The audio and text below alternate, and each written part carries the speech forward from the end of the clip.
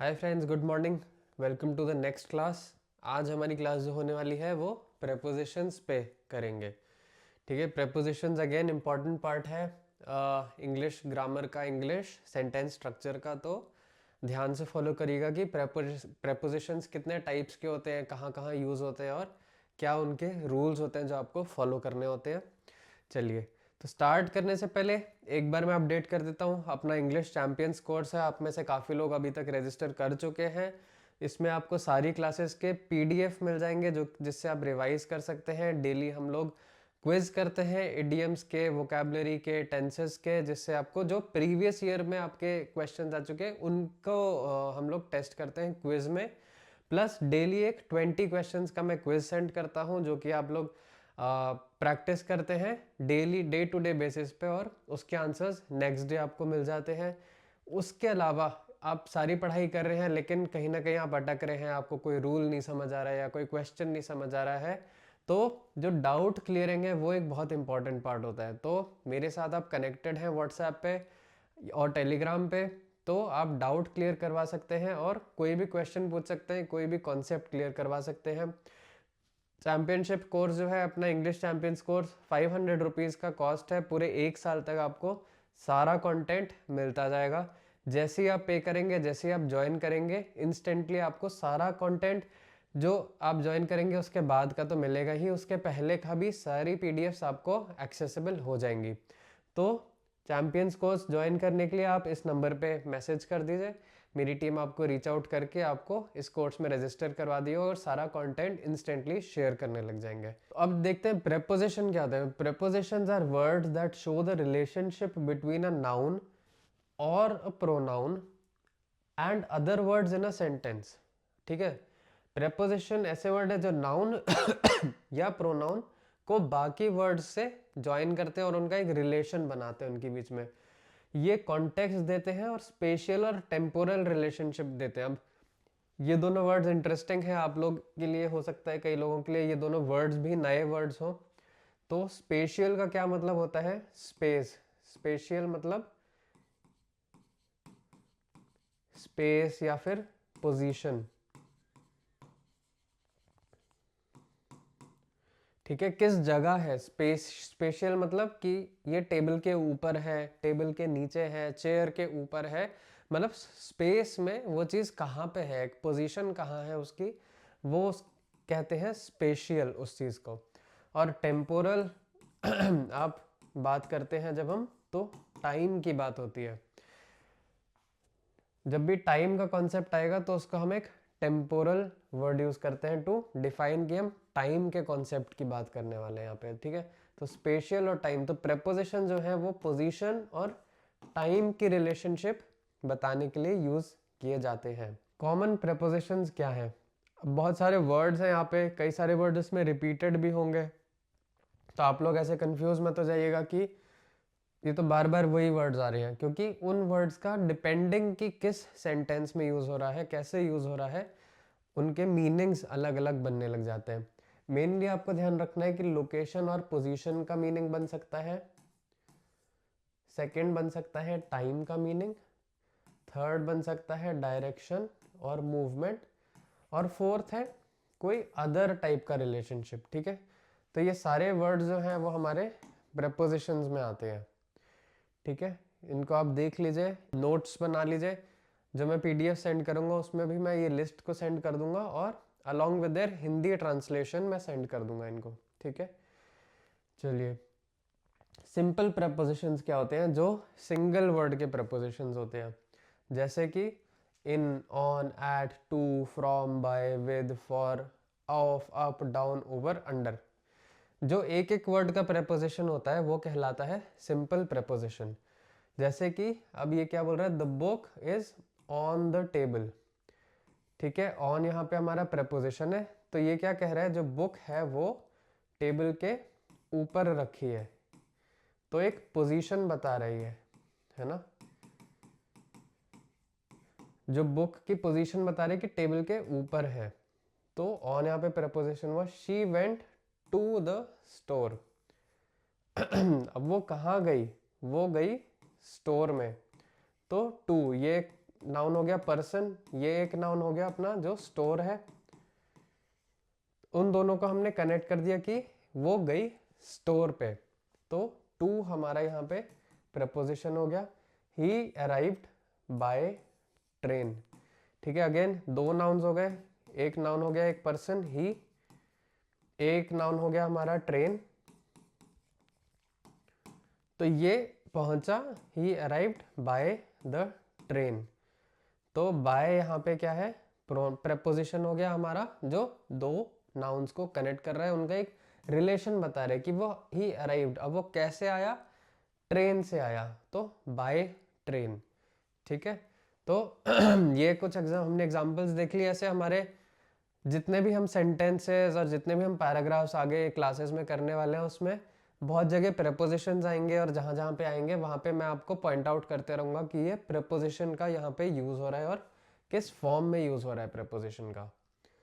ठीक है, नेक्स्ट हमारा आता है कंपाउंड प्रेपोजिशन। कंपाउंड मतलब टू जॉइन। ठीक है, कंपाउंड मतलब टू जॉइन। जैसे केमिस्ट्री में क्या होता है, केमिस्ट्री में जब कंपाउंड होते हैं तो दो एलिमेंट जब जॉइन हो जाते हैं, एलिमेंट 1 और एलिमेंट 2 जब जॉइन हो जाते हैं तो एक कंपाउंड बन जाता है उसका। तो कंपाउंड मतलब होता है जोड़ देना, मिक्स कर देना। ठीक है, टू जॉइन या फिर टू मिक्स, तो वो कहलाता है कंपाउंड।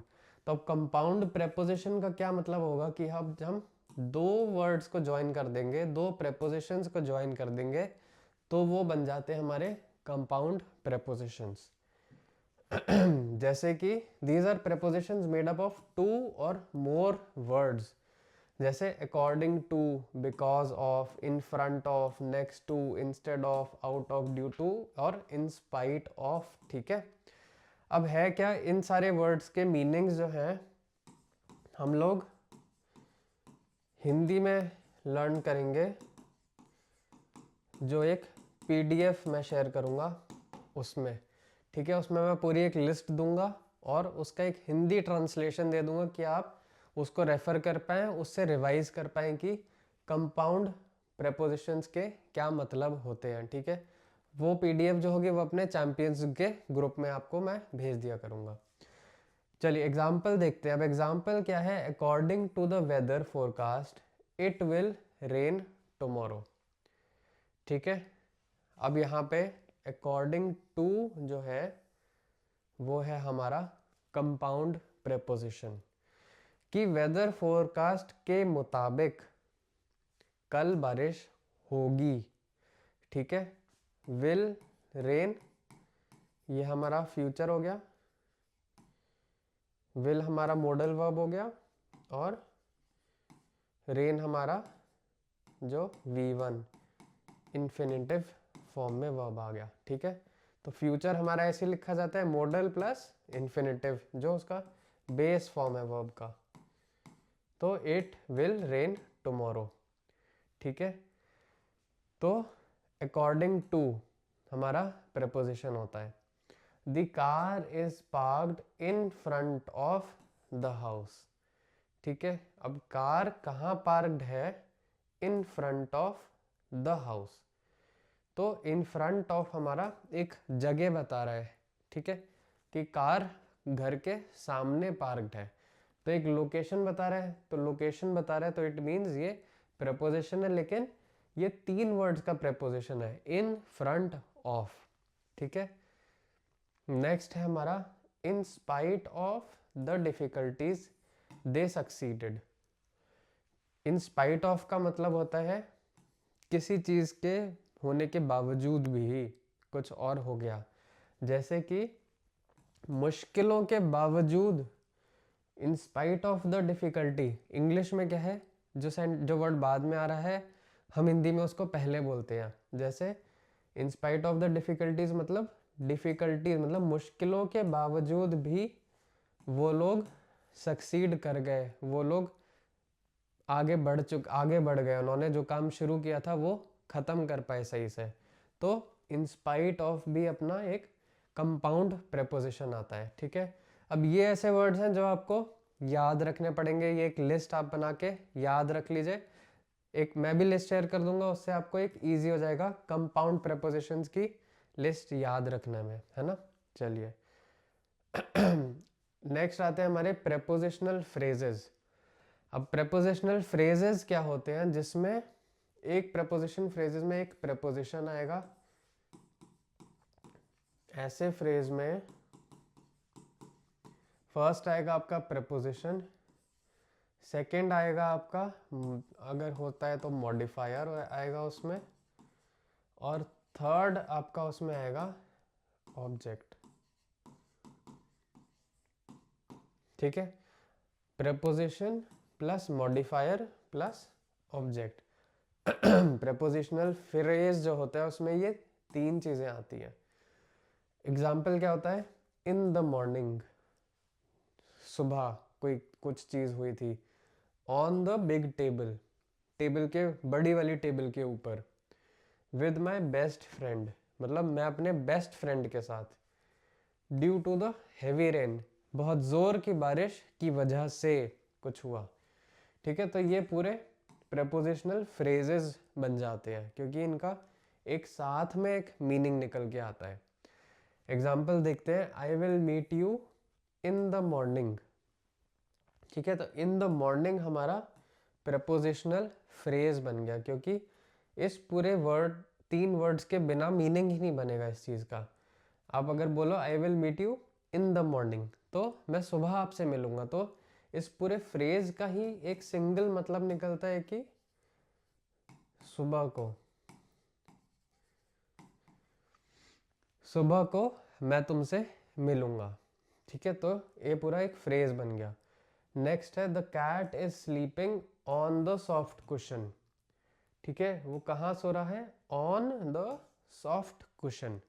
ठीक है, तो ऑन आपका मेन प्रेपोजिशन हुआ, द आपका आर्टिकल हो गया, सॉफ्ट आपका एडजेक्टिव हो गया, कुशन आपका नाउन हो गया, जो इस सेंटेंस में ऑब्जेक्ट का काम कर रहा है। ठीक है, तो हमने देखा प्रेपोजिशन, मॉडिफायर्स और ऑब्जेक्ट, तो ये आपका पूरा फ्रेज बन गया। लेकिन प्रेपोजिशन आपका ऑन ही है, ऐसा नहीं है कि ये पूरी चीज प्रेपोजिशन बन गई है। प्रेपोजिशन आपका यहाँ ऑन ही है, यहाँ आपका इन ही है, लेकिन इस पूरे फ्रेज को अगर हम देखेंगे तो एक टोटल मीनिंग बना दे रहा है ये। ठीक है, चलिए प्रेपोजिशंस के बाद आता है प्रेपोजिशन ऑफ टाइम। ये बहुत इंपॉर्टेंट है, इसमें बहुत बार आप लोग बच्चे गलतियां कर देते हैं, क्योंकि एट कब यूज करना है, ऑन कब यूज करना है, इन कब यूज करना है, ये याद नहीं रहता है, इसमें बहुत जनरल मिस्टेक्स होने लग जाती हैं। तो एट कब यूज होता है, एट हमारा यूज होता है स्पेसिफिक टाइम के लिए या हॉलीडेज के लिए, जिसमें कोई डे वर्ड ना आ रहा हो। ठीक है, और लोकेशन के लिए। ठीक है, तो एट हमारा कहाँ यूज होता है, तीन चीजों में यूज होता है, स्पेसिफिक टाइम के लिए, सेकंड यूज होता है हमारा हॉलीडेज के लिए, और थर्ड यूज होता है हमारा लोकेशंस के लिए। ठीक है, अब एग्जांपल देख लेते हैं। At 3 o'clock, at Christmas, at the corner. तो ये हमारा लोकेशन हो गया, ये हमारा हॉलीडे हो गया, ये हो गया हमारा स्पेसिफिक टाइम। ठीक है, नेक्स्ट होता है हमारा ऑन। अब ऑन क्या होता है, used for days of the week, dates and surfaces. On कहाँ यूज होगा हमारा, डेज ऑफ वीक के लिए, सेकेंड यूज होगा हमारा डेट्स के लिए, और थर्ड यूज होगा हमारा सरफेस के लिए। सरफेस मतलब जैसे टेबल के सरफेस हो गई, चेयर की सरफेस हो गई, या फिर किसी चीज के ऊपर अगर कुछ रखा है तो वो सरफेस हो गई ऊपर की।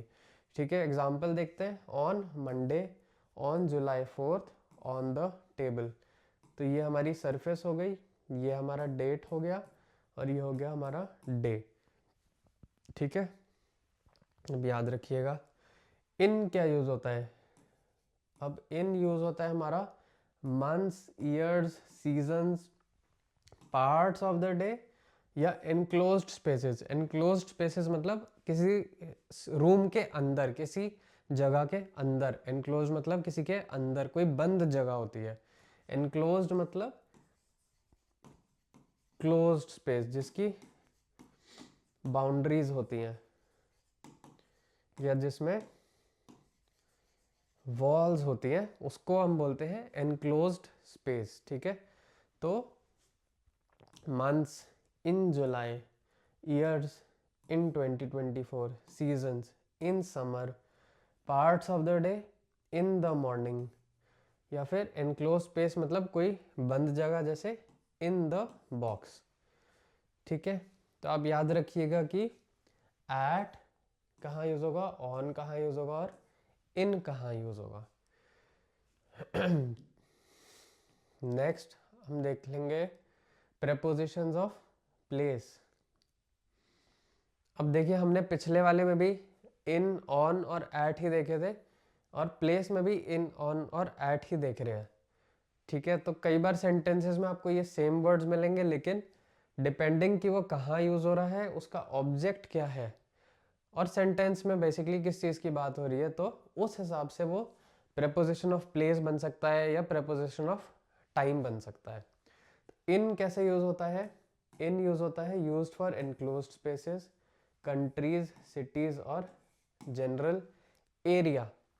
जैसे एनक्लोज्ड स्पेस का एग्जांपल हो गया इन द रूम, कंट्री का एग्जांपल हो गया इन फ्रांस, सिटी का एग्जांपल हो गया इन लंदन। ठीक है, ऑन क्या हमने देखा था? Used for surfaces, streets and public transportation. जैसे ऑन द टेबल सरफेस हो गई, स्ट्रीट हो गया ऑन मेन स्ट्रीट अगर ये स्ट्रीट का नाम है तो, और पब्लिक ट्रांसपोर्टेशन मतलब ऑन द बस। अब यहाँ पे इन द बस आप लिखेंगे तो गलत हो जाएगा। इन द बस नहीं होगा, ऑन द बस सही उसका रूल होता है। एट कैसे लिखते हैं? Used for specific addresses, points या लोकेशंस। जैसे कि at 10 Downing Street specific address हो गया, एट द कॉर्नर स्पेसिफिक कोई जगह हो गई, और specific eight the corner of Elm and main specific location भी हो गया ये तो, और एट द एयरपोर्ट ये भी एक लोकेशन हो गया। ठीक है, तो हमने देखा एट कहाँ कहाँ यूज हो जाता है, ऑन कहाँ यूज कर सकते हैं, और इन कहाँ पे यूज हो जाता है। ठीक है, जब आप प्लेस की बात कर रहे हैं। ठीक है, चलिए इसको रिवाइज कर लेंगे जब हम अपनी पीडीएफ शेयर करेंगे, उसमें आप पढ़िएगा और रिवाइज करिएगा। अब प्रैक्टिस कर लीजिए आप इन 4 सेंटेंसेस की, आइडेंटिफाई करिए कि इनमें प्रेपोजिशन कौन सा है। ठीक है, मेक श्योर आप इनको आइडेंटिफाई करके कमेंट्स में लिख दीजिए, और उसको मैं रिप्लाई करूँगा कि वो सही था कि गलत आपने लिखा था उसमें। अब अगले वाले में आपको prepositions फिल करने हैं। इन सेंटेंसेस में आपको preposition फिल करना होगा। The book is dash the shelf, she will arrive dash Tuesday. अब हमने पढ़ा था कि डेज के लिए कौन सा preposition होता है, आप उस वाली स्लाइड पे जाके देख सकते हैं कि डेज के लिए कौन सा preposition होता है। He lives dash London. अब ये सिटी है, सिटी के लिए कौन सा preposition होता है आप जाके देख लीजिए।